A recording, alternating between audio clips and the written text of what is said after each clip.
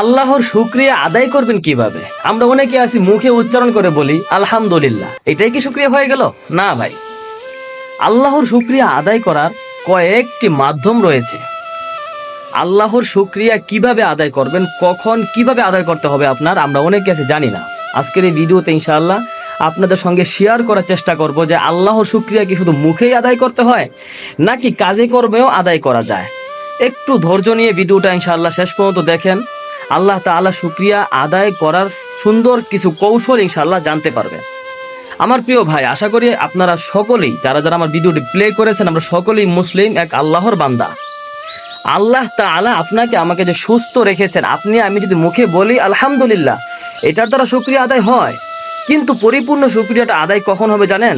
আপনাকে আমাকে সুস্থ রেখেছেন, সুস্থ থেকে যদি আমি আপনি আল্লাহ তাআলা বিধানগুলো মানতে পারি, আল্লাহ তাআলার হুকুম আহকামগুলো মানতে পারি, নামাজ 5 ওয়াক্ত পড়তে পারি, তখনই হবে যে আপনি আমি সুস্থ থাকার পরিপূর্ণ যে একটি নিয়ামত বা পরিপূর্ণ যে শুকরিয়া আদায় করা, এটাই হবে যে যখন আপনি সুস্থ থেকে আল্লাহ তাআলা প্রত্যেকটা হুকুম আহকাম পালন করবেন।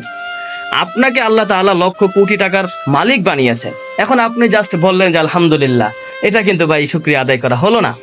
আপনাকে এখন কি করতে হবে? আপনাকে এই টাকার যাকাত দিতে হবে, এই টাকা থেকে আপনাকে সদকা করতে হবে, এবং এই টাকা থেকে আপনাকে সদকায়ে জারিয়া করতে হবে। গরিব এতিম অসহায় যারা আছে তাদের পাশে থাকতে হবে এই টাকার সাহায্যে, অর্থাৎ এই টাকা দিয়ে অন্যদেরকে সাহায্য করতে হবে। আল্লাহ তাআলা আপনার পায়ে জোর দিয়েছেন, আপনার পা ভালো আছে, আপনি পায়ে হেঁটে হেঁটে মসজিদে যেতে হবে।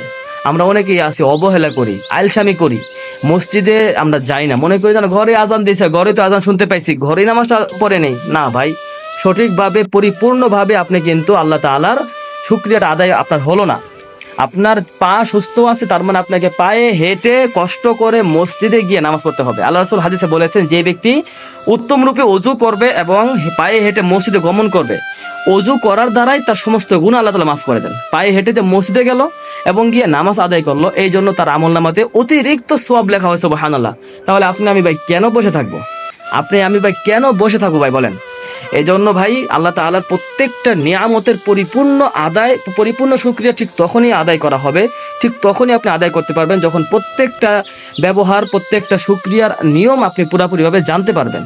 আমরা অনেকে আছি মুখে আলহামদুলিল্লাহ বলে দিই, না আল্লাহ তাআলা আমার বাঁচাইছে, একটা বিপদ থেকে আল্লাহ আমাকে বাঁচাইছে, শুধু আলহামদুলিল্লাহ বলে দিই। না ভাই, যখনই বিপদে পড়বেন, কোনো প্রকার বিপদ সামনে আসবে, যদি ওই বিপদ থেকে আল্লাহ তাআলা আপনাকে রক্ষা করে, সঙ্গে সঙ্গে আল্লাহ শুকরিয়া আদায় করার সঙ্গে সঙ্গেই আল্লাহ তাআলা রাস্তায় কিছু দান করেন, আল্লাহর ঘর মসজিদে কিছু দান করেন, এতিম গরিব অসহায় যারা আছে, মিসকিন যারা আছে, তাদেরকে কিছু দান করেন, যেন তারা দুমুঠো একটু পেট পুরে খেতে পারে।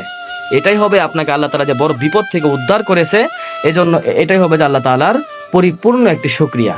তো ভাই, আমরা সবাই চেষ্টা করব যে আল্লাহ তাআলার পরিপূর্ণ শুকরিয়াগুলো আমরা কিভাবে আদায় করতে হয় আমরা তো জানলাম, এবং আমরা আদায় করার চেষ্টা করবো ইনশাআল্লাহ।